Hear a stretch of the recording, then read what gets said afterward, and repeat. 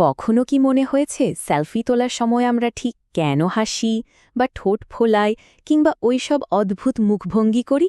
দেখতে খুব সাধারণ একটা অভ্যাস মনে হলেও এর পেছনে কিন্তু বেশ মজার কিছু বিজ্ঞান আর মনোবিজ্ঞান লুকিয়ে আছে।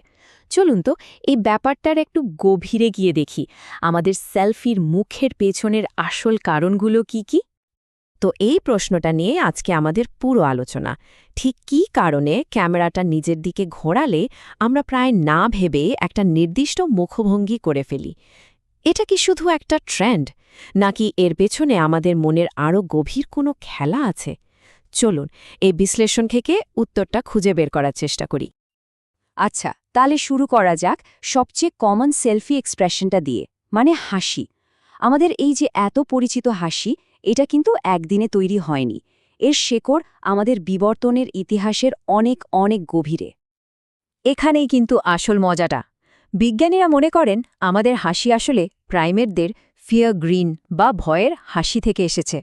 মানে জঙ্গলে প্রাইমেটরা যখন দাঁত বের করে দেখাতো, সেটার মানে আগ্রাসন ছিল না, বরং ছিল আত্মসমর্পণ। বোঝানোর চেষ্টা করত, দেখো আমি তোমার জন্য কোনো হুমকি নই। ভাবা যায় সময়ের সাথে সাথে আমাদের সমাজে এই ভঙ্গিটাই বন্ধুত্ব আর বিশ্বাস তৈরির একটা শক্তিশালী সামাজিক সংকেত হয়ে উঠেছে। তার মানে আমরা যখন একটা সেলফিতে হাসি, তখন আসলে নিজেদের অজান্তে একটা খুব পাওয়ারফুল মেসেজ পাঠাই। মেসেজটা হলো, আমি বন্ধুত্বপূর্ণ, আমার সাথে মেশা যায়, আমি নিরাপদ। ডিজিটাল দুনিয়ায় যেখানে আমরা সামনাসামনি কথা বলতে পারি না, সেখানে খুব তাড়াতাড়ি একটা সামাজিক যোগাযোগ তৈরি করার জন্য এটা দারুণ কাজের একটা কৌশল।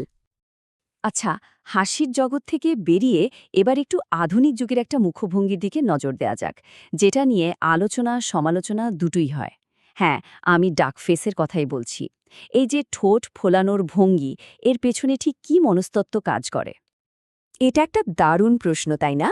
অনেকেই হয়তো এই মুখভঙ্গিটাকে তেমন পাত্তা দেন না বা একটু হাস্যকর ভাবেন, কিন্তু মনোবিজ্ঞান বলছে এই ঠোঁট ফোলানো ভঙ্গির মাধ্যমে আমরা আসলে বেশ কিছু স্পেসিফিক অবচেতন বার্তা পাঠাই। চলুন তো পরের স্লাইডে এর রহস্যটা কি সেটা দেখি।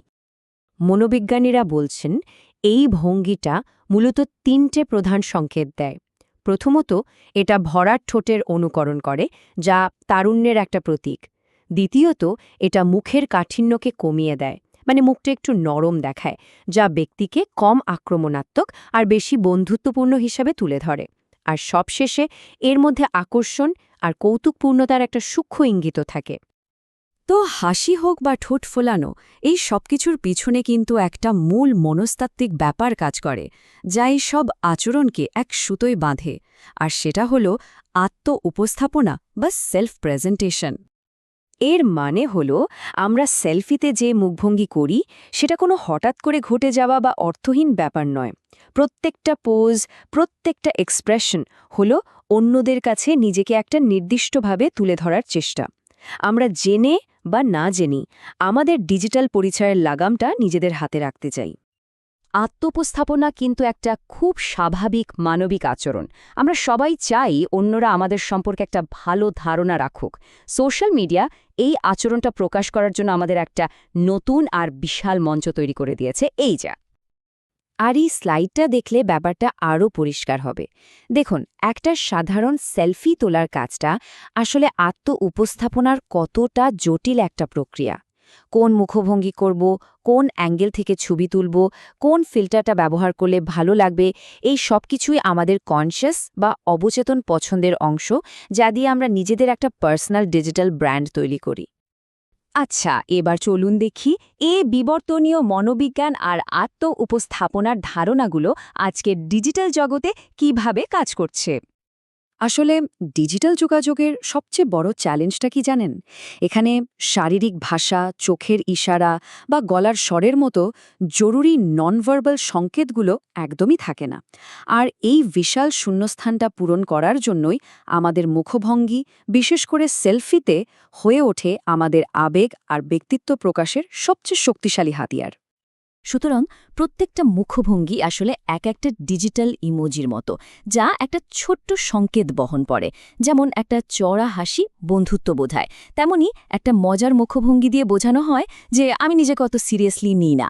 আবার ধরুন একটা সাধারণ বা নিউট্রাল লুক আত্মবিশ্বাস বা গাম্ভীর্যের প্রতীক হতে পারে। আমরা এই সহজে পড়া যায় এমন সংকেতগুলো ব্যবহার করে আমাদের ব্যক্তিত্ব বা মেজাজটা অনলাইন দর্শকদের কাছে এক মুহূর্তের মধ্যে পৌঁছে দিই। শেষ পর্যন্ত এই উক্তিটাতেই বোধহয় পুরো ব্যাপারটা ধরা আছে। একটা সেলফি শুধু নিজের চেহারা দেখানো নয়, বরং এটা নিজের সামাজিক গোষ্ঠীর কাছে নিজের পরিচয়, মেজাজ আর অবস্থান জানানোর একটা খুব শক্তিশালী কৌশলগত সংকেত। তাহলে এই সব কিছু জানার পর পরের বার যখন আমরা নিউজ ফিড স্ক্রোল করব, হয়তো প্রত্যেকটা সেলফিকে একটু অন্য চোখে দেখব। ভাবব এই ছবিটা আসলে কি বলতে চাইছে, এই মুখভঙ্গির পেছনের গল্পটা কি। এমনকি নিজের পরের সেলফিটা তোলার আগেও হয়তো একবার ভাবব আমি আমার গল্পটা ঠিক কিভাবে বলতে চাই। এটা এমন একটা প্রশ্ন যা আমাদের ডিজিটাল জীবনকে একটা নতুন আলোতে দেখতে সাহায্য করে।